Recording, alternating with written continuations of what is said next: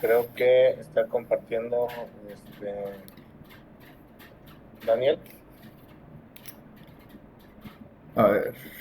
Sí, en efecto, estoy compartiendo. Gracias, Daniel. No me Sí. dejó compartir.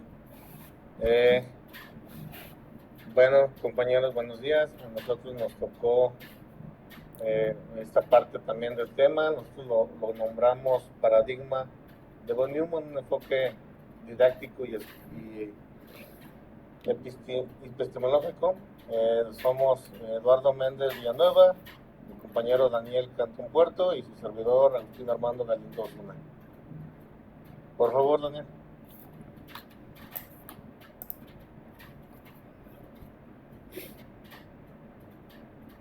Bien, ese trabajo presenta el desarrollo de dos simuladores del lenguaje C, que produce principios fundamentales de la arquitectura de von Neumann.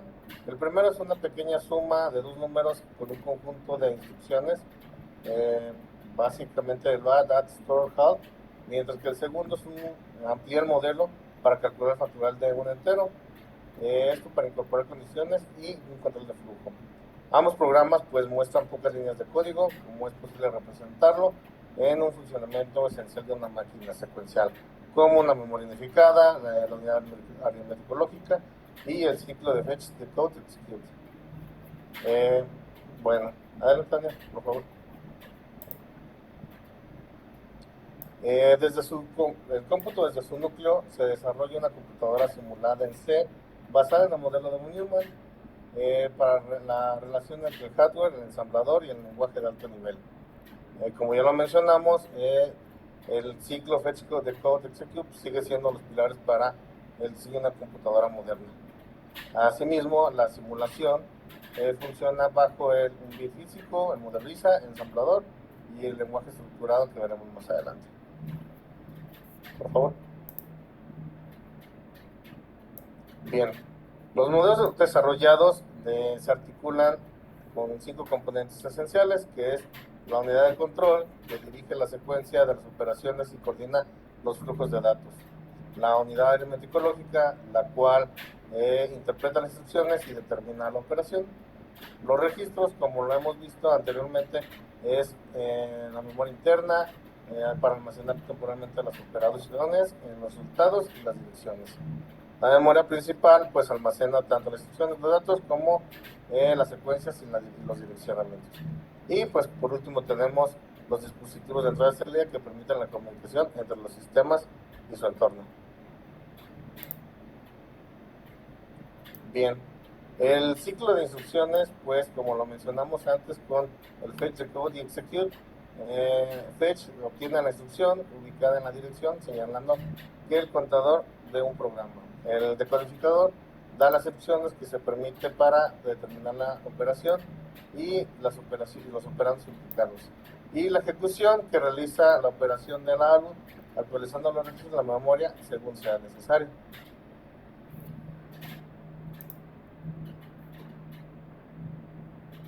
Bien, estas simulaciones es como una pequeña herramienta didáctica que su función implica penetrar el núcleo de una idea a la cual transformamos radicalmente la relación entre el pensamiento ecológico y la materia física, donde la enseñanza y la práctica actuales de la informática han tenido fragmentos desde un principio y el desarrollo de capas de resolución.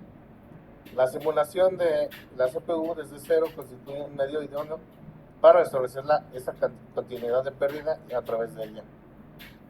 Bien, el simulador del CPU es, en cierto sentido, recrear el génesis del pensamiento computacional, como la representación histórica, así como la experiencia contemporánea de la comprensión integral de nuestro programa.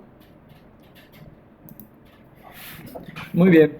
Este, en este momento, yo les voy a compartir la parte de las arquitecturas, las variantes arquitecturas que hemos visto, las arquitecturas en von Neumann. Bueno, el proyecto se basó en la arquitectura von Neumann. Sin embargo, también existen otras variantes que se han hecho debido a las limitaciones que tiene la arquitectura von Neumann con respecto al bus y al problema de manejo entre el código y los datos, ¿no? Una de ellas es la arquitectura Harvard, que resuelve este problema utilizando ya dos buses, uno exclusivo para memoria y uno para datos, ¿no?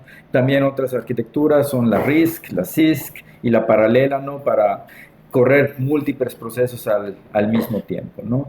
En cuanto a las arquitecturas no von Neumann, tenemos la de cómputo heterogéneo que mezcla los CPUs tradicionales con GPUs, con los TPUs, que son los unidades de procesamiento de Tensor, y los FPGAs, ¿no?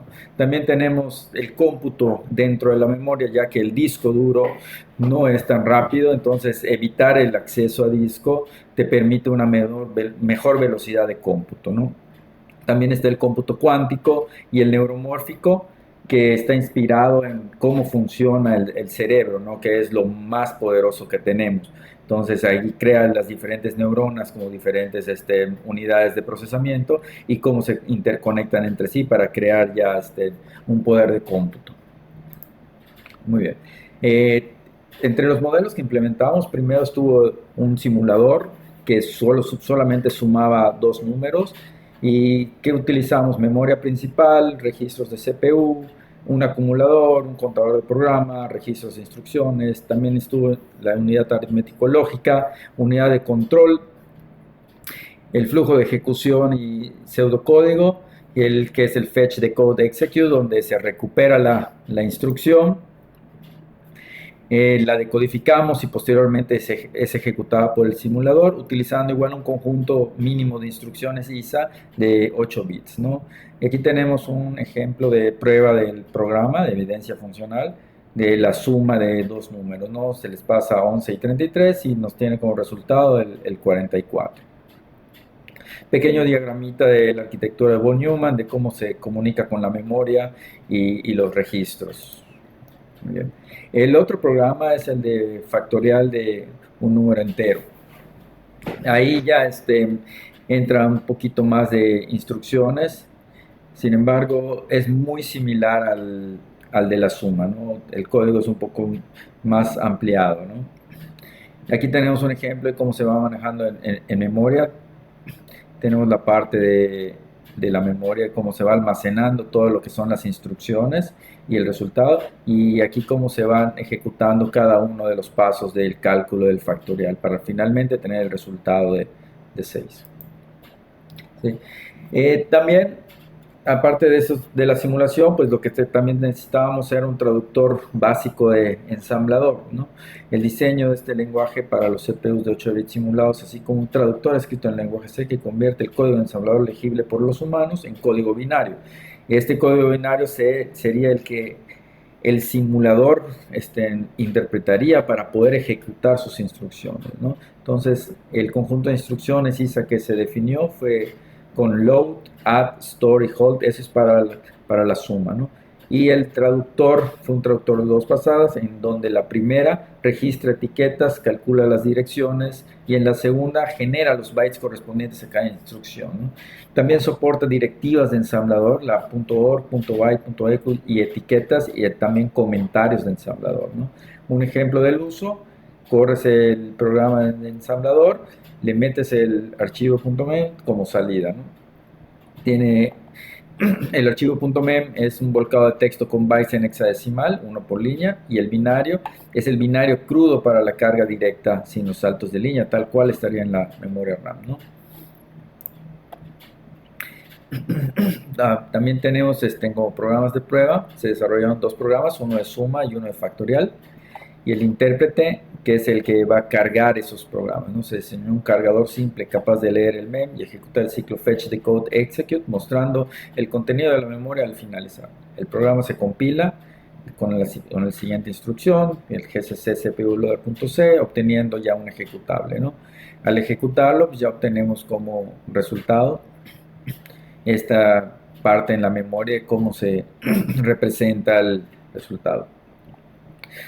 Esto es lo de la suma. Tenemos los valores de entrada 0b y 21 en hexadecimal, que corresponden al 11 y 33 en decimal, y como resultado es 12, que corresponde al 44 en decimal, ¿no?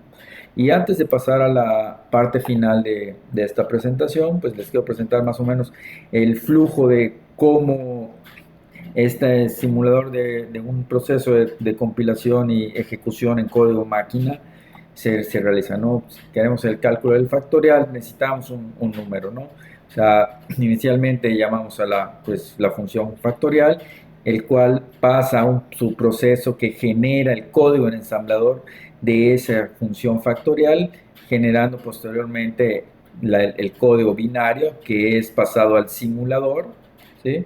Y el simulador ya ejecuta todas las instrucciones de ese código binario, devolviéndonos el resultado de esa simulación, que a su vez ya se obtiene como el factorial y ya lo presentamos en pantalla. Entonces, a continuación les voy a ceder la palabra a nuestro compañero Eduardo para que finalice la presentación.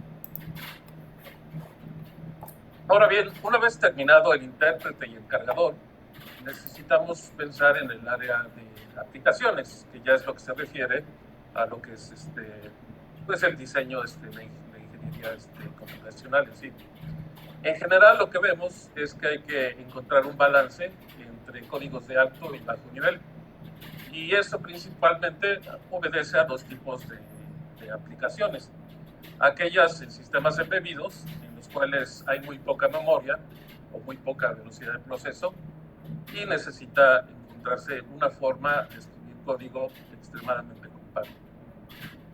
La otra área de aplicaciones es en el cómputo de alto rendimiento, en donde se va a hacer uso de subrutinas particulares, digamos multiplicación de matrices, que requieren de una alta eficiencia y no puedes perder algunos nanosegundos.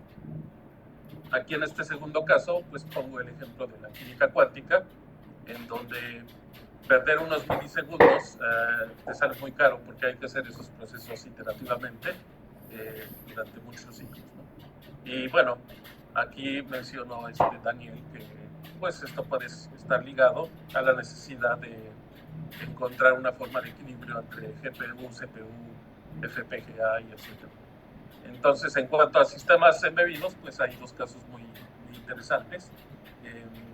Y bueno, aquí menciono las misiones de la NASA, en los que pues había, al menos al inicio, muy poca velocidad de procesamiento o muy poca capacidad de almacenamiento, sobre todo. Pero bueno, en este caso, pues los errores de cálculo pueden suceder a nivel ensamblador, o en el caso de la misión de Mariner en el 62, es muy interesante porque ahí el error ocurrió a nivel alto nivel y no a nivel bajo nivel. Entonces, pues eso subraya que a veces los errores no se cometen en los niveles más complejos, sino en el alto nivel. Siguiente. Y bueno, después de tener eso como inspiración, decidimos implementar algo muy simple, lo cual consistía en crear un programa que llamara dos veces el cálculo factorial y después ejecutar la suma de esos dos números. Entonces es una suma de factoriales. Y bueno, como se explicó, el código hay que diseñarlo para que se ejecute línea por línea. Estamos hablando del paradigma de von Neumann.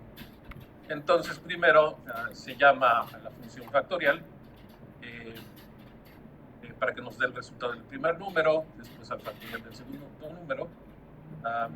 Y bueno, aquí lo importante es que hay dos tipos de opciones que tenemos que considerar. Siguiente.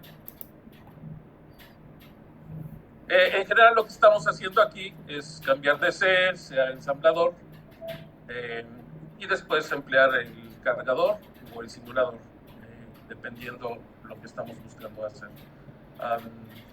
Y bueno, estamos yendo de alto a bajo nivel. Siguiente.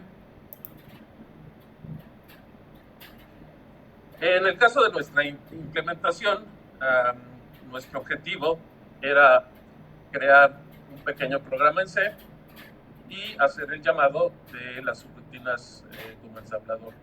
Entonces, como primer caso, lo que hicimos es un programa que llamara los programas escritos en código MEM, y aquí nada más les muestro lo que es el corazón del pequeño código que hicimos. Entonces, el primer módulo, load module, carga, como aquí ven, el programa suma y le pasa el número fact1 dos veces, y eso se almacena en memoria.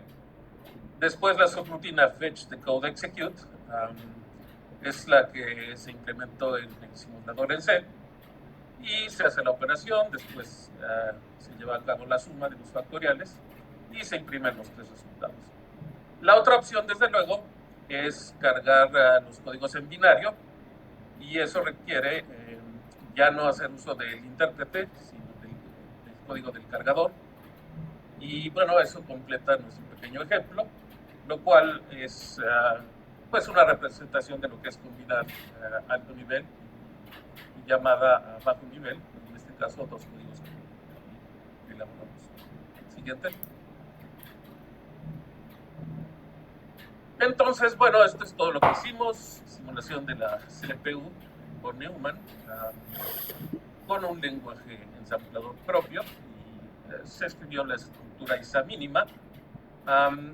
Algo que, bueno, no se aclaró por razones de espacio, es que iniciamos con una ISA mínima que corría todo secuencialmente. Después se implementaron las opciones de loop, lo cual requirió volver a escribir la función factorial para que pueda aceptar ciclos. Entonces, pues como todos sabemos, se puede llevar a cabo un ciclo de mejoras en el que vas pues agregando más instrucciones, ¿no? Bueno, también se llevó a cabo en la estructura de un cargador, después una interfaz entre alto y bajo nivel, y bueno, podemos hacer varias operaciones, ¿no? Lo que es generar código ensamblador, después cargarlo, ya sea en binario o en archivos MEM. Y bueno, esto yo creo que es una documentación bastante completa, en el sentido de que se cubren todos los ciclos, ¿no? Desde generación del ensamblador, interpretación y lo que es cargar a memoria. Y en el último paso que explicamos es el siguiente. Bueno, hay varias conclusiones clave. Entonces, le dimos un vistazo general a lo que es el paradigma de von Neumann. Y bueno, la simulación transparente, la relación entre hardware y software, nos pudimos hacer conscientes sobre esto. Y bueno, como se ha comentado, suele ser común imaginarse que tú escribes código a muy alto nivel y dejas que la computadora se las entienda. Esto, pues como se sabe, no siempre es eficiente, y pues hablo de un par de casos, ¿no? En este caso, misiones de la NASA, por ejemplo, el Instituto Científico. Entonces nosotros, como programadores, realmente buscamos ser profesionales al límite. Tenemos que buscar salvar cada nanosegundo de cálculos, si así se requiere.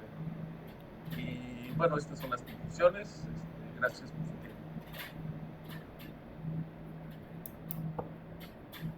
tiempo. Ok. Bueno, los otros grupos, ¿alguna duda que tengan? ¿Algo que quieran aportar?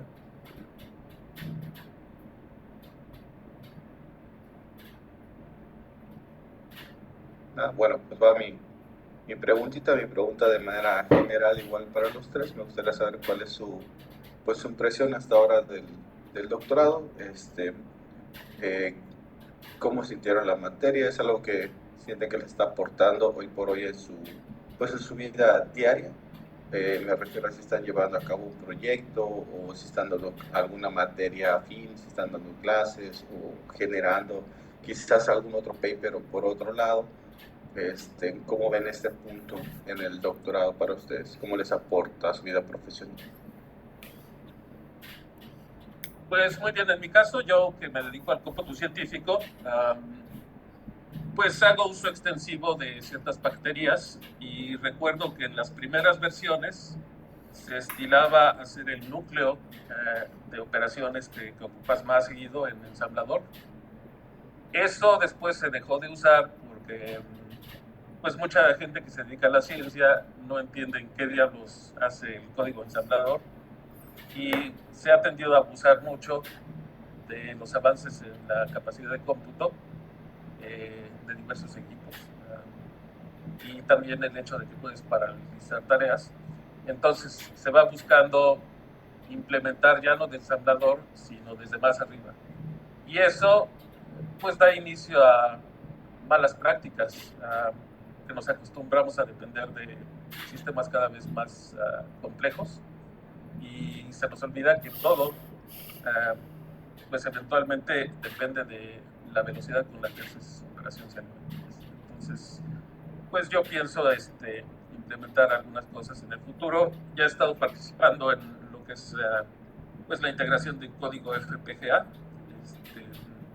pero pues eso lo hice hace 3, 4 años y pues muchas de esas cosas se comienzan a olvidar, ¿no? Entonces, este es un ejercicio fantástico. Ya le damos a Armando y Daniel. Pues en mi caso, yo considero que, bueno, esta parte del doctorado me está sirviendo igual para recordar varios conceptos que tenía igual ya en el olvido, porque desde la licenciatura no veíamos nada de ensamblador, arquitectura de computadoras.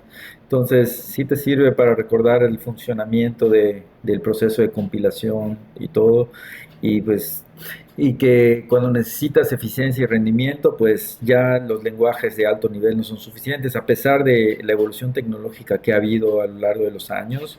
O sea, siempre necesitas más velocidad, más eficiencia, y eso solo lo puedes lograr trabajando directamente con el hardware, ¿no? La parte del desarrollo del paper, bueno, pues al estudiar una maestría ya tuve algunas publicaciones, sí me está sirviendo igual para también terminar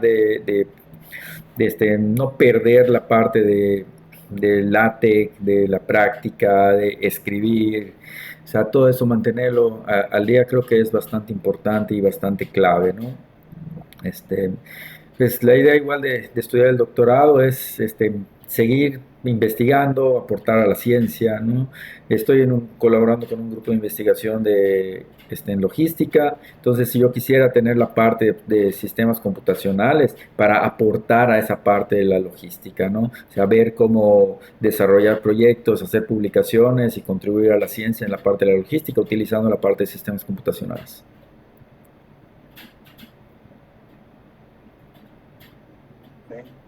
Armando. Bien, gracias. Igual que la mayoría de nosotros estamos pues estudiando para seguir aprendiendo. Yo la verdad he aprendido mucho también de mis compañeros, de Eduardo y de Daniel. Me han dejado bastante enseñanza. Yo nunca había visto, por ejemplo, esta parte de látex y ya me estoy empezando a empapar un poquito. Es algo nuevo para mí. La parte de la implementación, el doctorado, pues realmente es algo muy bueno para seguir aprendiendo.